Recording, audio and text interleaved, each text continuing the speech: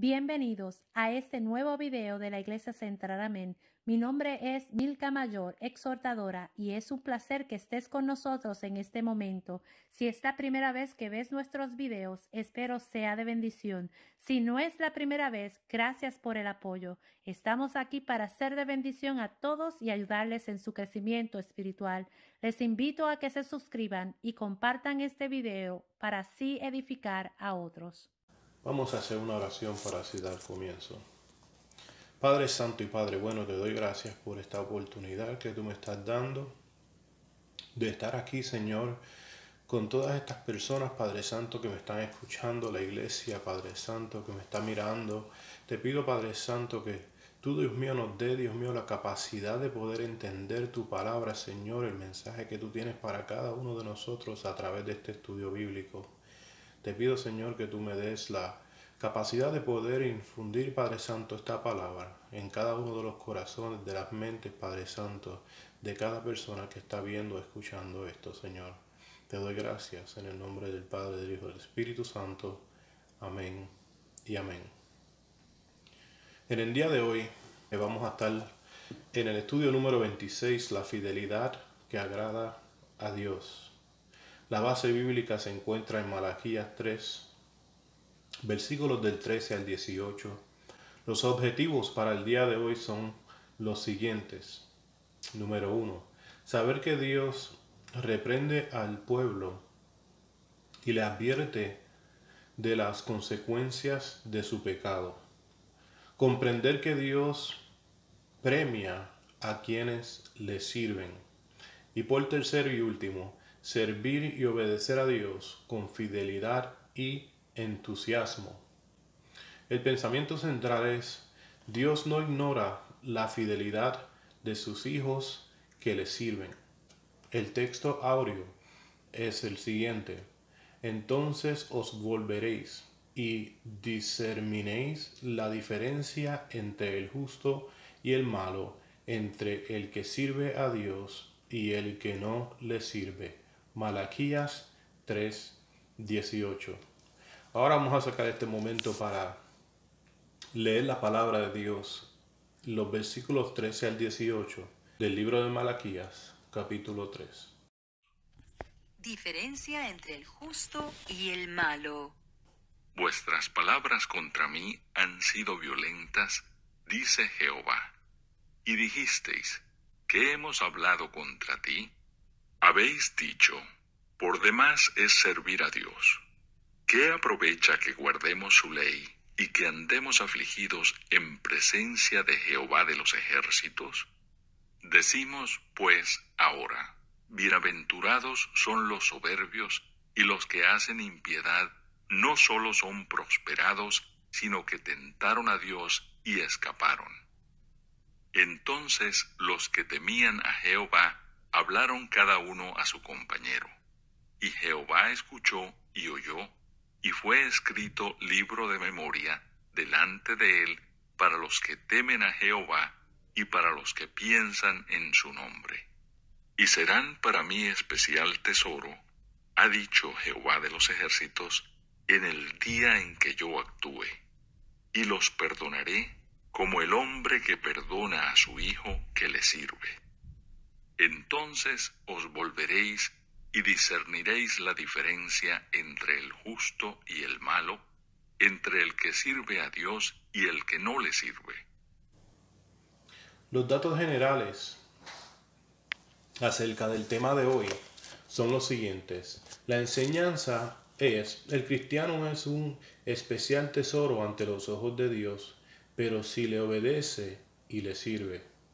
El autor es el profeta Malaquías, cuyo nombre significa mi mensajero. Los personajes es el pueblo de Israel. La fecha del libro de Malaquías el libro de Malaquías se estima que fue escrito entre los años 450 y 400 antes de Cristo. El lugar es Jerusalén.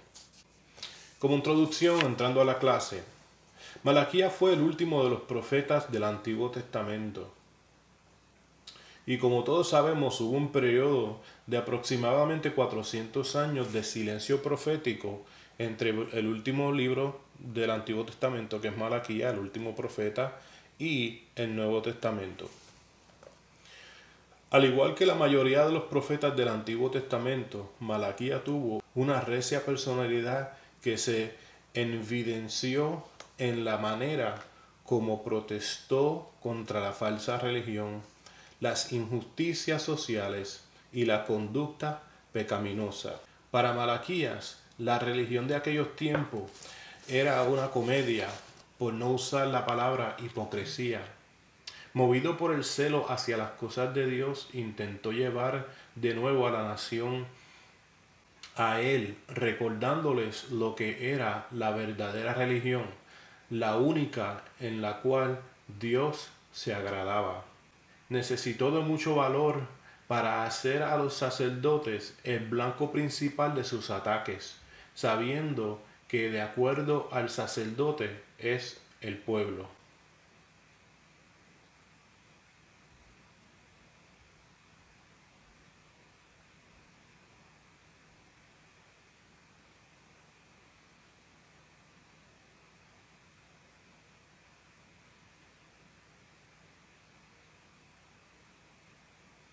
La situación espiritual de la ciudad capital Jerusalén sencillamente era desastrosa.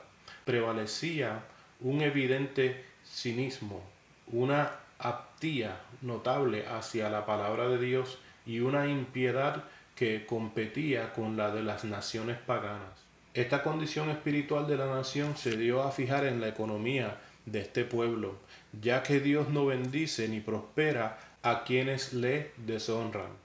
El libro abunda en preguntas y respuestas, preguntas de parte del pueblo con las cuales pretendían justificarse y respuestas de parte de Malaquías para probar lo inocente de sus razonamientos. En el desarrollo del estudio vamos a tener tres partes. En la parte número 1 vamos a estar considerando en la parte A por hablar palabras violentas contra Dios, y estamos considerando el versículo 13 del capítulo 3 de Malaquías. Es probable que Malaquías vivía en constante contacto con el pueblo o con las personas de aquel lugar. En las calles, en las plazas, en el templo constante le decía al pueblo lo que Dios le revelaba y lo que él sentía por causa de su delicada sensibilidad profética. Sabía muy bien lo que la gente hablaba, por lo tanto era necesario reprenderles. El problema espiritual se hacía más grave porque la gente se expresaba verbalmente contra Dios. Una cosa es pensar o sentir algo, pero otra y mucho más seria es exteriorizarla con términos ofensivos, como hacía este pueblo para aquel tiempo. El hablar violento contra Dios es un pecado muy serio. La persona que se dirige a otra con términos fuertes y groseros lo hace porque cree que fue una víctima de abusos. Este era el caso de la nación de los días de Malaquías. Lo mismo vemos en nuestros días en las iglesias. Hay gente que disgustan con Dios.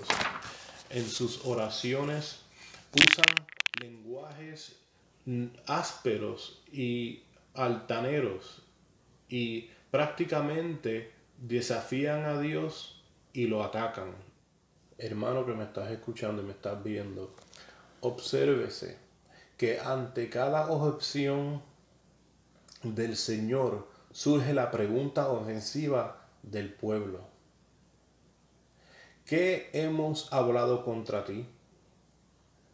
Así que la naturaleza humana, cuando no está bajo el control de la gracia divina, y en ocasiones anteriores hemos hablado de la gracia, para el día de resurrección hablamos de la gracia. La gracia, el significado de gracia, basado en el diccionario bíblico, es esta: una relación objetiva correspondiente a un favor no merecido de parte de un superior a alguien inferior.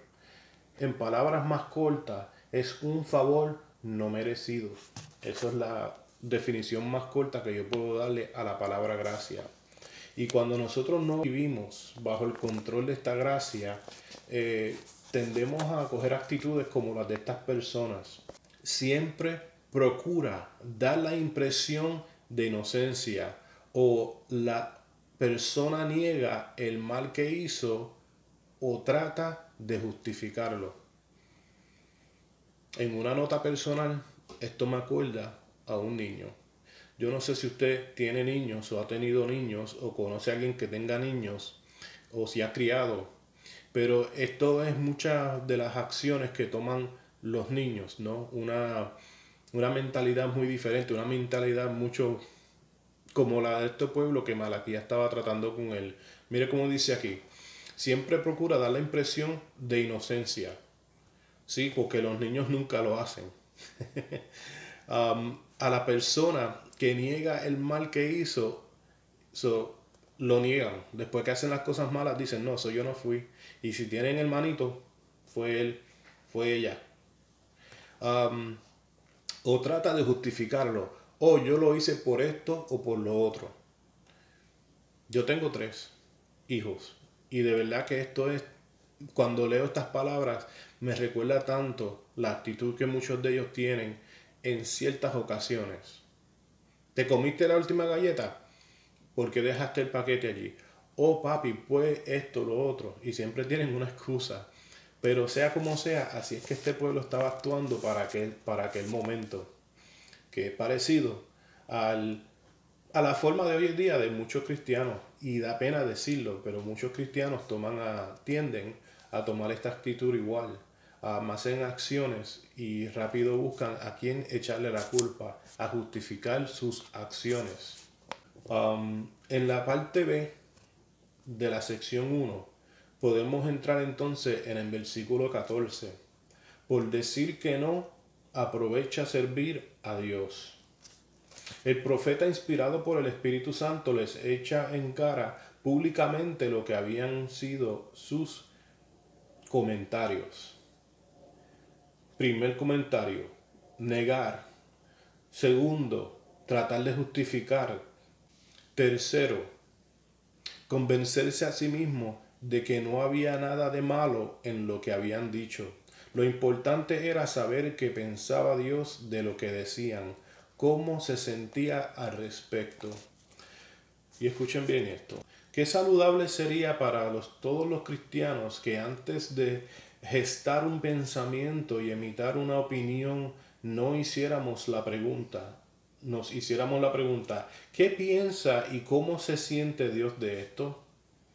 Mi hermano, de nuevo, pienso en mis hijos. Muchas veces entre ellos mismos, en sus relaciones entre los niños, se tratan mal y se dicen cosas que no debieran de decirse. Y en ocasiones, me acuerdo que esto no pasó no hace ni una semana, le pregunto, oye, si tú estuvieras en el otro lado de la moneda, si tú estuvieras en el otro lado de la conversación, ¿cómo tú te sintieras si te trataran de esa manera? Y tratamos de instalar a nuestros niños estos valores, mayormente cristianos, pero esto también tiene que ver con el ser humano sobre todo. No es necesariamente un valor cristiano, porque como seres humanos no deberíamos de desearle el mal a nadie, normalmente, ¿no? Y a nuestros hijos le estamos enseñando lo mismo, pero los niños enseñan estos mismos caracteres, estas mismas malas costumbres, si pudiéramos decir así, que empiezan a hablar sin pensar lo que están diciendo y ofenden a personas. Pues déjeme decirle que en la vida del cristiano es muy parecido. Muy parecido en el sentido de que hablamos cosas que no deberíamos estar hablando o las decimos sin pensarlo antes. La pregunta que cada uno de nosotros nos debemos de preguntar hoy es esta. ¿Qué piensa y cómo se siente Dios de esto? ¿Qué era lo que el pueblo había dicho? Por demás es servir a Dios. Eso es lo que nos dice en el versículo 14. No vale la pena. Es una pérdida de tiempo. Así se razona cuando las cosas no son como quiere que sean. Pero la actitud de un niño es esta, que cuando las cosas no le van bien, entonces empieza a decir cosas que no debiera de estar diciendo. Y los adultos también, cuando las cosas no nos van bien, entonces empezamos a buscar a quién echarle la culpa. Entonces empezamos a buscar y a decir, bueno, esto no ocurrió por esto, y nos enojamos, hasta con el mismo Señor, hasta nuestro mismo Dios, porque no nos dio lo que le estamos pidiendo.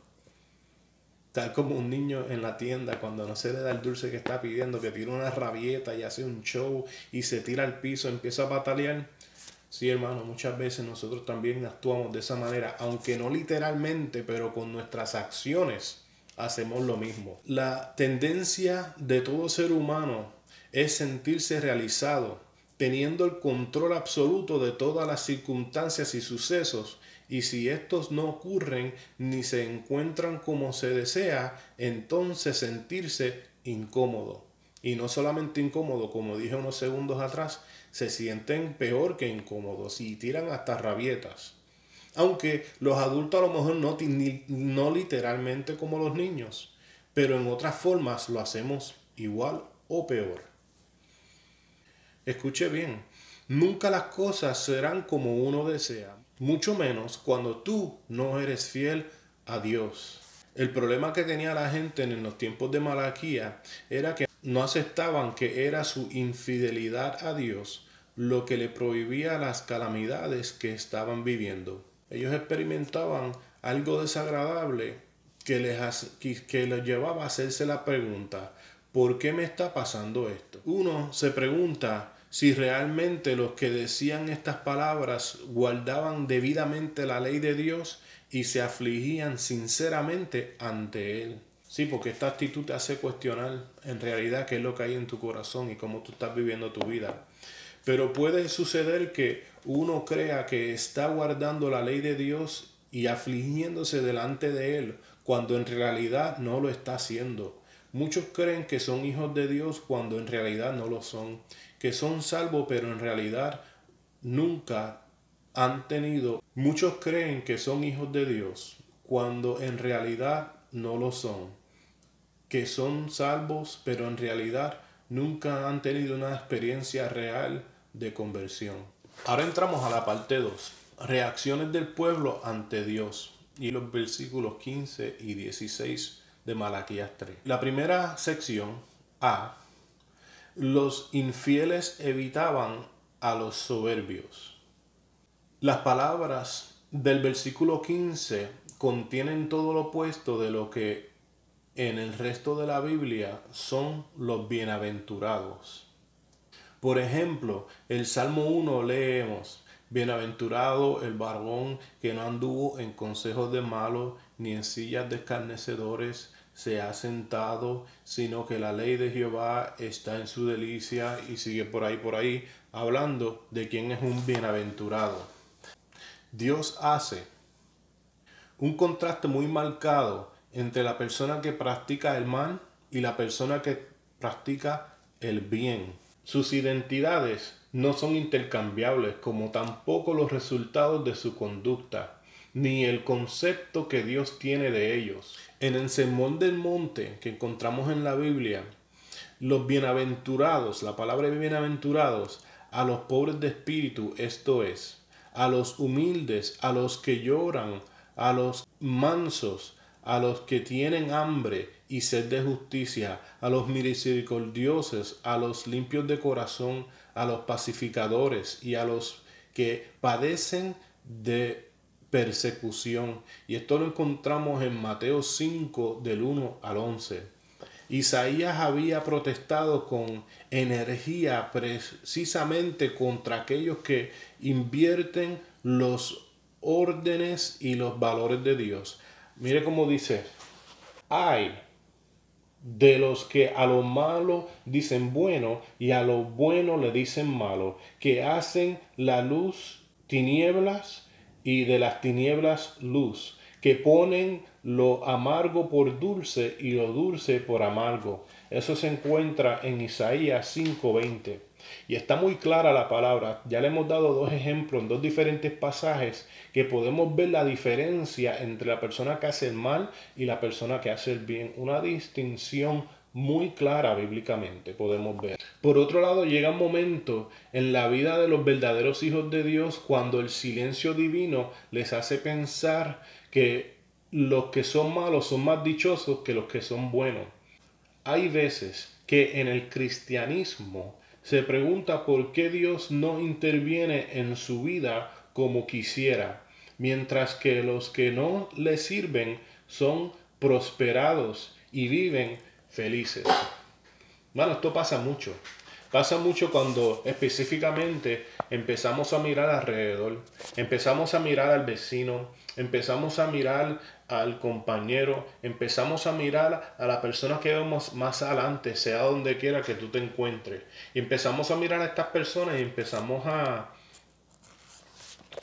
preguntarnos, ¿por qué esta persona, si no profesa a Dios como yo lo profeso, por qué tiene esto? ¿Por qué tiene lo otro? Y usted sabe que la mayoría de esas ocasiones lo que estamos comparando son cosas materiales. Cuando nosotros podemos entender claramente que en la Biblia que el mayor tesoro de nosotros no está aquí. El verdadero cristiano, quien es sensible al carácter de Dios y se conoce bien su palabra, nunca envidiará a los malos. Y llévate eso en tu corazón en el día de hoy porque es sumamente importante y lo voy a repetir. El verdadero cristiano, quien es sensible al carácter de Dios y conoce bien su palabra, nunca envidiará a los malos. Hay aquí un punto que debemos de enfatizar. Los que envidian a los soberbios e impíos se encontraban en un terreno sumamente peligroso, porque tenían el atrevimiento de decir que se puede tentar a Dios y salir ileso. Dice, sino que tentaron a Dios y escaparon. Así dice el versículo 15.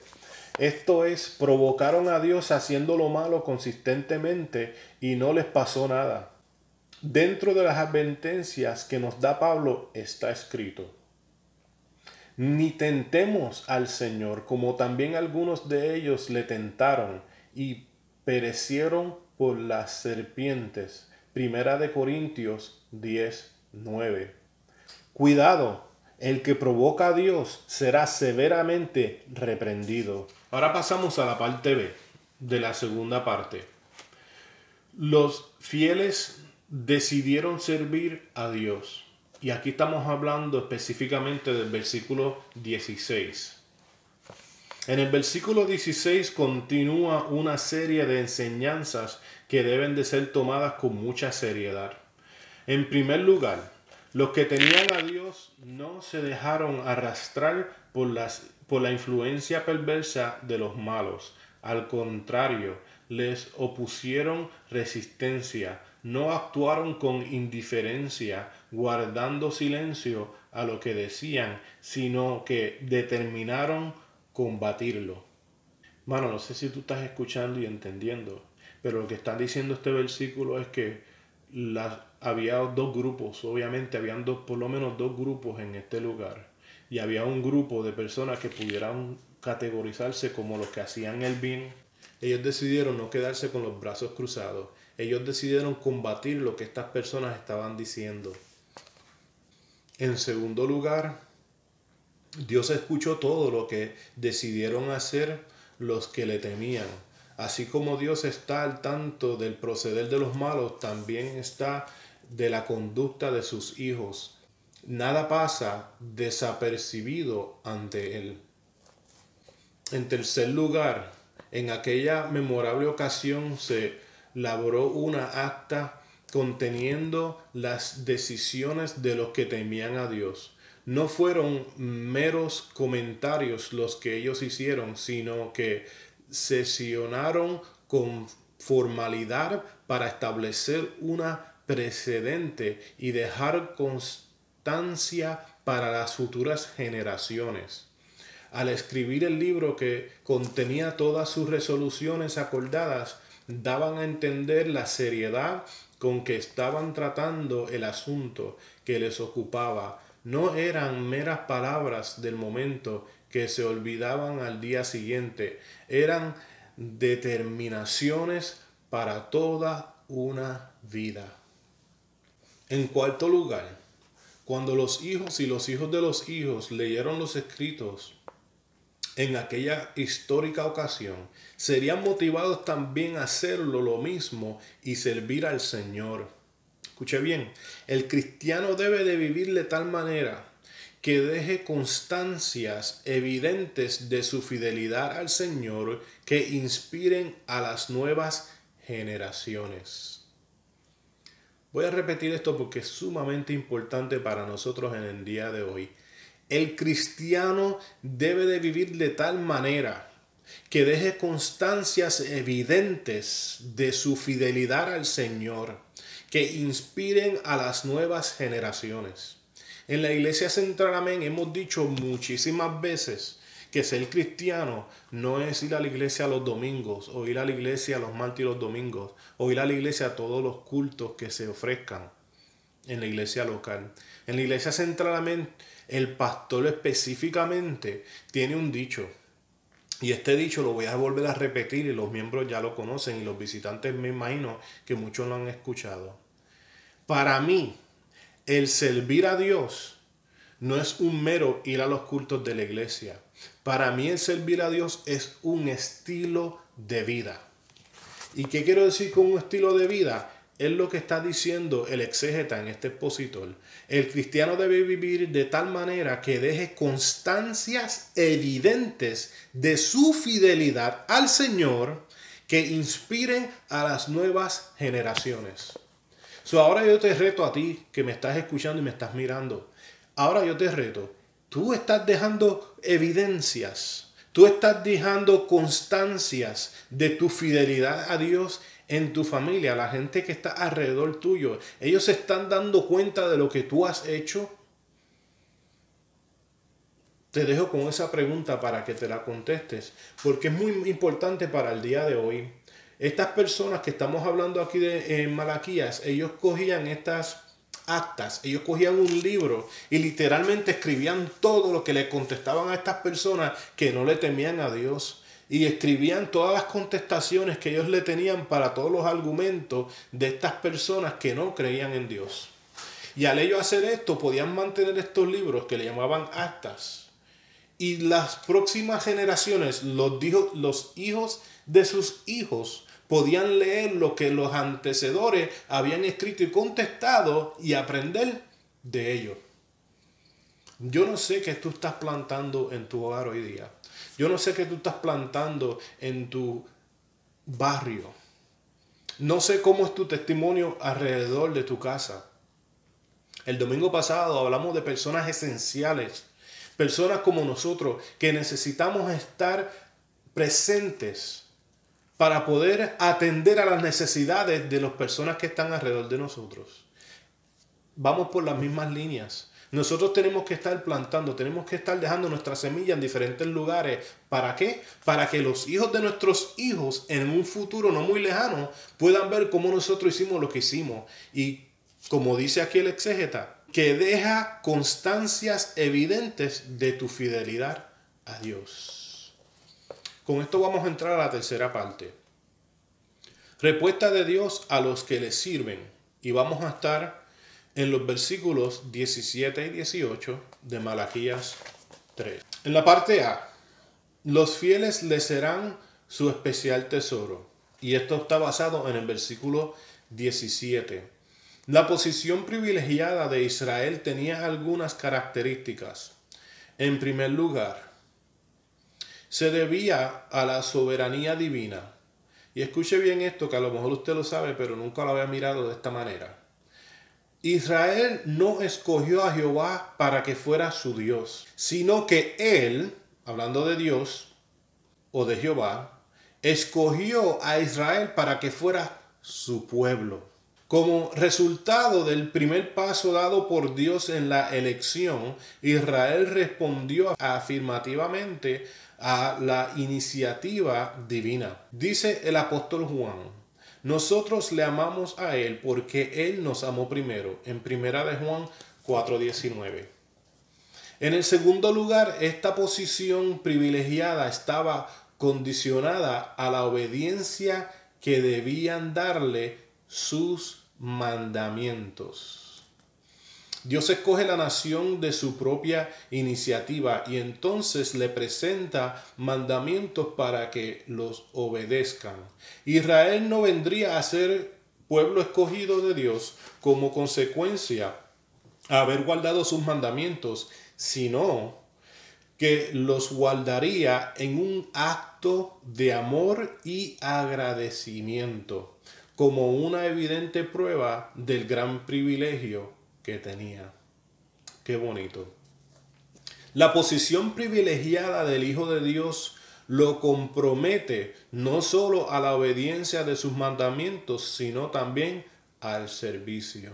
Sí, el cristiano es un especial tesoro ante los ojos de Dios, pero lo demuestra con dos evidencias: le obedece y le sirve en su casa. Hermano, en otras palabras, que ser cristiano no es solamente decirlo de la boca para afuera, como muchos desafortunadamente lo prefieren hacer hoy día. Esto nos lleva a la parte B de la tercera parte.